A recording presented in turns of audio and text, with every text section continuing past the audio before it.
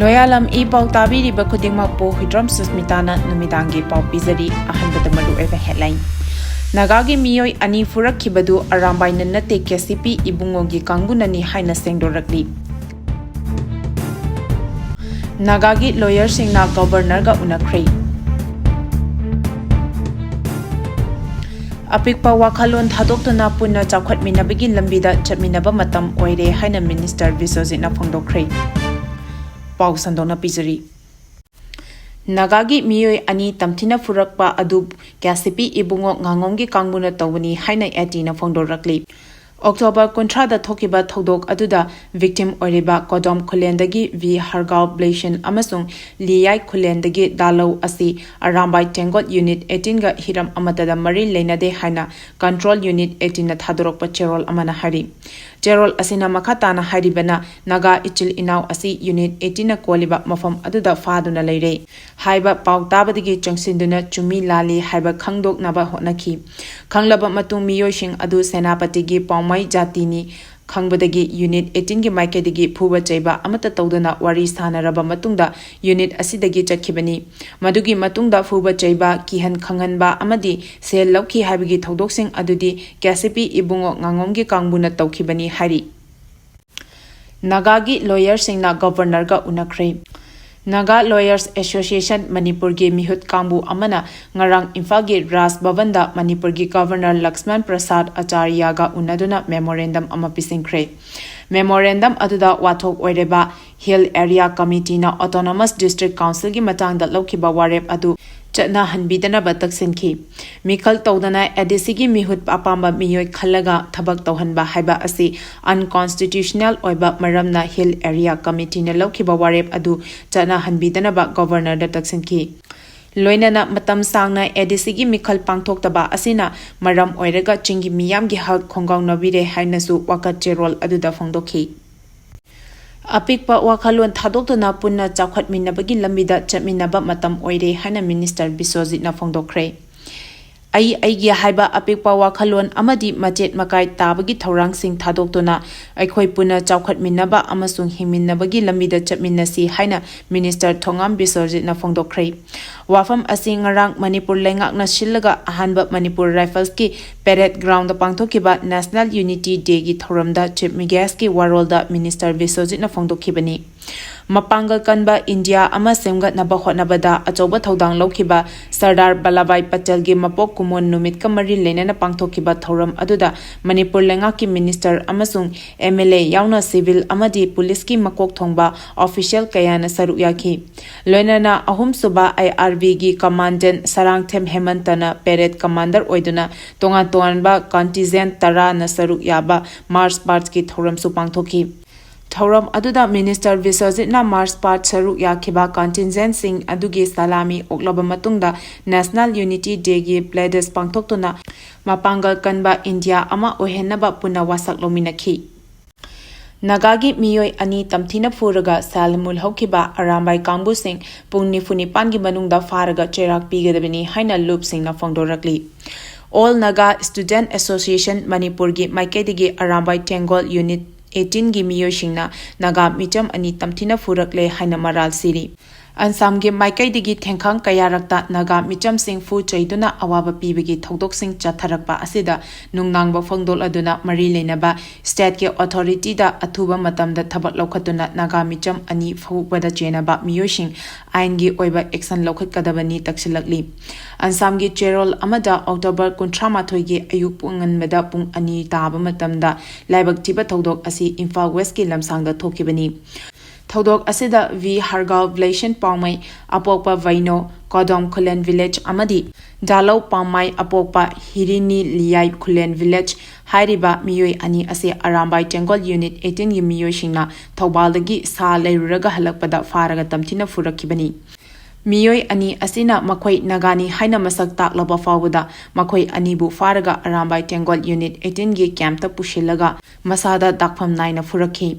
makhoi anibu automatic rifles na namlaga kihanbagi thabak chathabagal loinana masada yaropa lupa lising humpuma thoiga chamri su namduna lahore ansam gi maikai digi Arambai Tenggol na Naga micham gi mathakta tamthiba sajat chathaba asibu akanba mawongda condemn tawduna masana masabu maite gi lam ngak shenaba lingba amadi lamdam asigi Meeyoi sing ngak senaba hingli haina lauzariba eti Kangbu na masagi mingchat thigadaba thawong chatharakpa asi ikainingai ni eti na micham faraga tamthina fu chaiba chathabagi nungi oiba wakhalon adu karino haina hangladuna thawong asi mipung khudingmak condemn tawfam thoi Manipur da thokliba kangluk ki lan asina Naga sing asi nakal amatada tension ba tawdana lerakibani loinana Manipur bu ing tapa mahosagi fibamda hanjil hanaba kana honaduna laklibani hari marak thatna Mahekol Rhymes Teachers Training Center Manipur gi Unit A Pangantabi gi Anoba Fort Best Training Course chaliba chahi asigi December gi tang ani ningthaukaban numit asidagi class hozaragani maram asina MRTTC Pangantabi da lakpiduna training form lobiranaba nolukna khanghanjari course asida thamjariba khudong chaba singdi rhymes teaching training child psychology first aid course yoga Potloi makeup training loina na lamdam asida miyamna pamna seasonariba kauna singi craft training gi khudong chaba sing su phangbigani hena akupa marol khangmining labadi contact number 9837161295 natraga 9362775603 asidagi khangbiba yagani Hauziki isu asida Indira Gandhi Sardar Patel gumba luchingba mathau tai haina gai khangamna phongdokhrei India amasung Manipur gi apunba saktamda singnaduna lebak thugaina bohonarak libasing thengnana bagi damakta Indira Gandhi amasung Sardar Vallabhbhai Patel gumba luchingba mathau tai haina Congress ki CWC member oriba state asigi hanagi deputy chief minister ka khangamna phongdokhrei Manipur Pradesh Congress na sinduna Imphagi Congress babanda ngarang pangthokiba lebak ki ahanba deputy prime minister amasung home minister oramba laikhidraba Sardar Vallabhbhai Patel gi chamaga nifuma pansuba mapok numit amasung lebaki ahanba nupi prime minister Indira Gandhi gi nifu suba laikidabagi kumon numit thoram pangthoki thoram aduda saruk yakhiba ga khangam na hai ngarangi thamaru oiba numit asibu lebaki miyamna ningsingduna Indira Gandhi amasung Sardar Patel gi mafamda laikatuna ikai khumnaba uli mahakna haiki freedom fighter amasung ahanba nupi prime minister Indira Gandhi na mahaki punsigi aroiba mikup fawa lebaki damak sinthaningai oiba thabak thoram tawramki Lebaki damak punsi katkibi luchingbi Indira na laikidabagi numit asibu National Integration Day hainasu mahakpu ningsingli amasung ikai khumnaba uli Indira Gandhi na thawai katkibada mahaki takiba ikhingi I marik na lebak asibu punsinba amasung hena mapangal kanabagi inot haiba wafam thamladuna Indira Gandhi na manglamba manglan mangphau hanba haibasi ngasigi mirol asigi achauba thodangni haina gai khangamna phongdokhi Iron Man of India haina khangnariba Sardar Vallabhbhai Patel asi India na ningtamba fanglaba matung ahanba deputy prime minister oiduna mapangal kanba lebak ama oinaba hotnabada achauba thodang loramba luchingba amani haina Congress ki working committee gi member ga khangamna singthaki Manipur da tangdu laitaba hanjilaknaba maitei Naga amadi Kuki gi legislature singna khanabagi thabak leptana chathari hari Manipur da tangdu laitaba hanjilaknaba maitei Naga amadi Kuki gi legislature singna khanabagi thabak leptana chathari haina Tamenglong AC gi MLA Janghemlong Pamnaina phongdokhrei Panmai Kai Khuangna Manipur Assam amadi Nagaland da joina khunda khraba Panmai sagai gi Meeyoi sing amadi Panmai sagai dagi atopa sagai da mayum pan khraba ningol sing puna chaklen chaminabagi thoram amang ngasi thangmaiban tarung khulda pangthoki thoramga mari leinana wafam asi mahakna phongdokhi bani Rongmai Furup ki sagai ama oiriba Panmai sagai gi Manipur Assam amadi Nagaland da lenga ki tongan ba department sing da achoba fam puriba Meeyoi sing amadi Panmai Sagaidagi Atopa Sagaida Mayum Pankraba Ningosingda Achamba Kudolpot Tamduna Ngasi Pangthokiba Thoram Aduda MLA Jang Hemlong Panmai Makataraduna Hai Manipur Assam Amadi Nagaland the Choina Kundariba Panmai Sagaigi Asigi Horak Famdi Amatani Haiba Utuna Ngasigi Thoram Asi Pangthopani Paugi Marak Thatna Loyalam E-PAO Tabiriba Kudimakna channel Asibu Nuksibiduna like amadi subscribe Tawiduna subscriber Masing Hengat Hanbada Adom Sumating Pangbiyu Lup Kayana Thamoi Shokna Condemn Tawrakli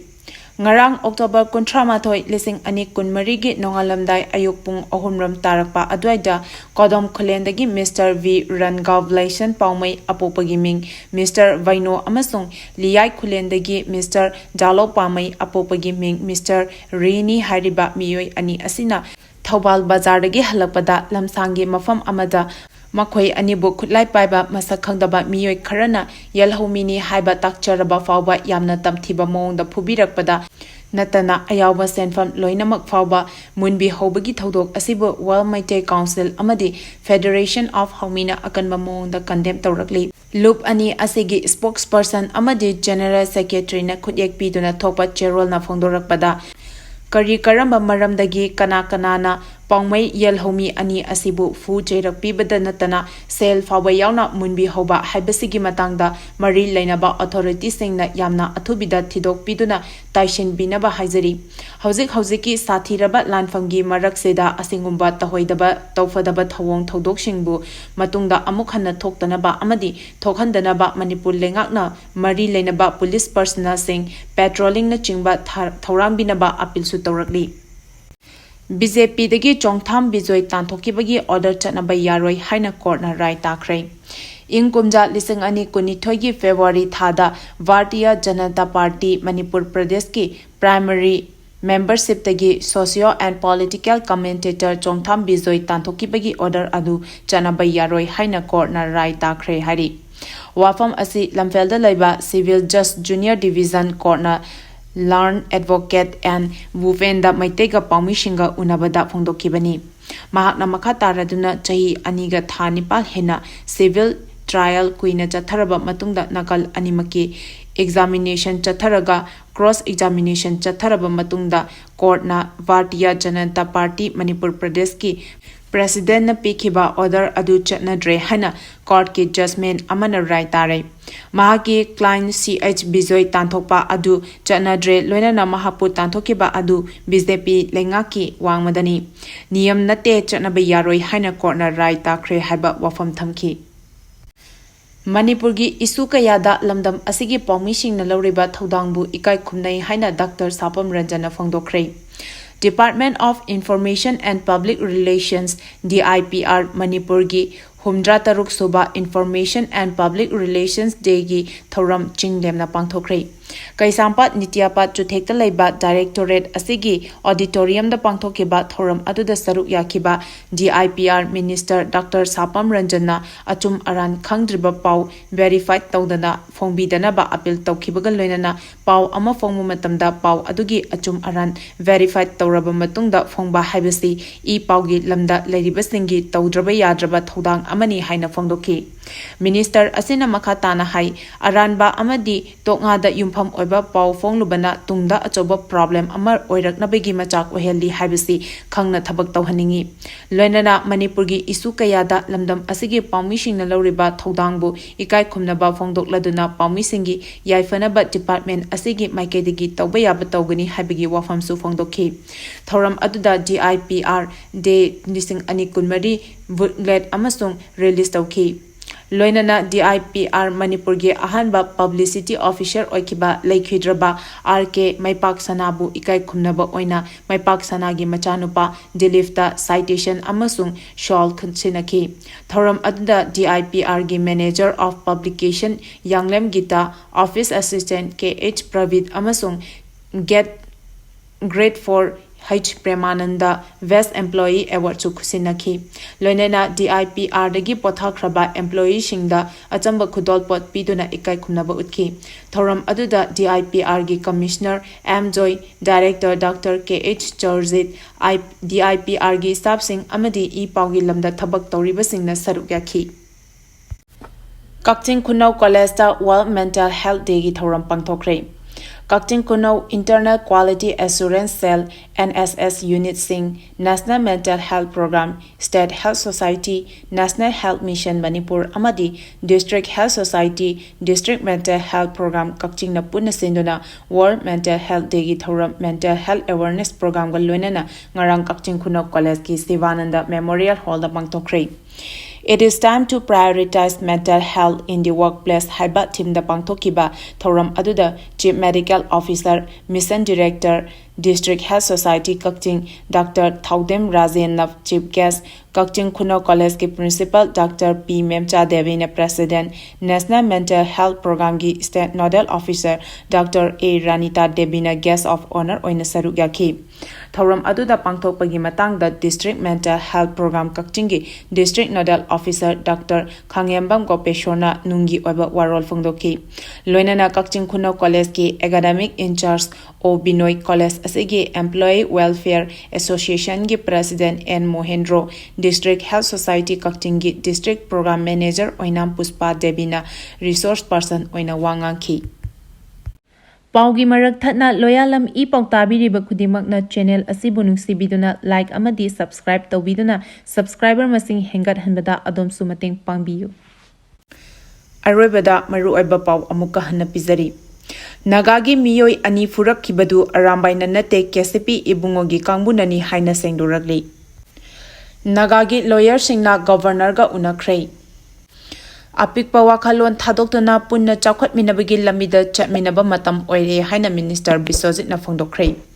Matang asida numidangi pau piba loizare Loyalam E-PAO tabiriba khudimappu amuka hana khurumjari.